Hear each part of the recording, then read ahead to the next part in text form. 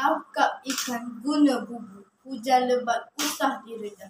Jangan derhaka pada ibu, kelak nanti menyesal tak sudah. Kawan-kawan, nak dengar satu cerita tak? Batu belah, batu bertangkup tajuknya.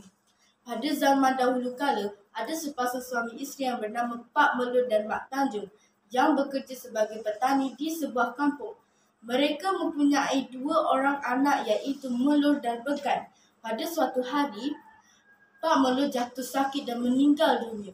Walaupun sedih, Mak Tanjung masih tabah menjaga kedua-dua anaknya yang masih kecil itu. Pada suatu hari, Mak Tanjung berasa teringin untuk memakan telur ikan tembakau. Maka dia pun pergi ke sungai berhampiran untuk mencari ikan tembakau. Dia bernasib baik kerana berjaya menangkap seekor ikan tembakau. Dengan perasaan yang gembira, dia membawa ikan itu pulang ke rumah dan berpesan kepada Melur supaya memasak gulai. Melur, Began, kamu makanlah ikan itu. Tetapi tinggalkan telurnya sedikit untuk ibu ya, pesan Mak Tanjung. Kedua-duanya pun mengangguk. Lalu Mak Tanjung pun keluar ke hutan untuk mencari sedikit ulam sementara Melur memasak di dapur. Semasa di dalam hutan, Mak Tanjung terlihat seketul batu belah yang sangat mengerikan. Dia teringat cerita-cerita orang tua yang mengatakan bahawa batu belah itu batu berpuaka. Ia akan terbuka jika lapar dan akan bertangkup semula setelah mendapat masanya. Dalam diam-diam, Mak Tanjung berfikir di dalam hatinya, siapakah yang akan menjadi masanya nanti? Di rumah pula, Melur sudah siap memasak gulai. Began berasa lapar, lalu Melur memberinya sedikit telur ikan. Began makan dengan gelojoh dan setelah habis, dia meminta lagi. Began menghentakkan kakinya ke lantai kerana mahukan telur ikan yang separuh lagi. Melur berasa kasihan lalu memberinya bahagian telur yang disimpan untuk ibunya. Selepas seketika, Mak Tanjung pun pulang ke rumah sambil teringat akan telur tembakau yang akan dimakannya nanti.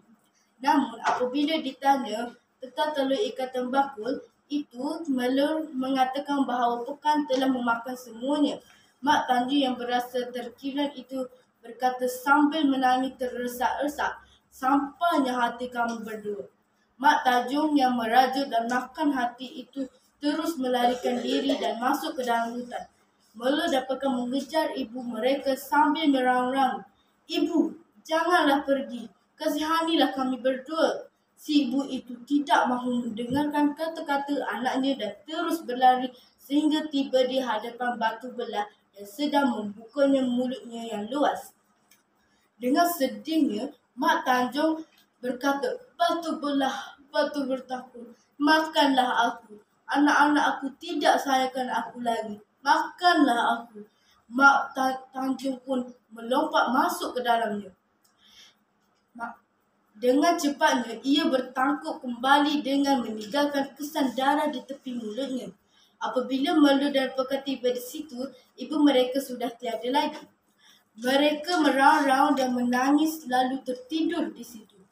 Melur bermimpikan satu mimpi yang aneh, di mana ibunya telah meninggalkan sebiji telur ayam. Ibunya meminta Melur menjaga telur itu kerana ia akan membawa nasib yang baik untuk mereka kelak. Apabila terjaga keesokan paginya, Melur benar-benar terjumpa sebiji telur ayam di sisi.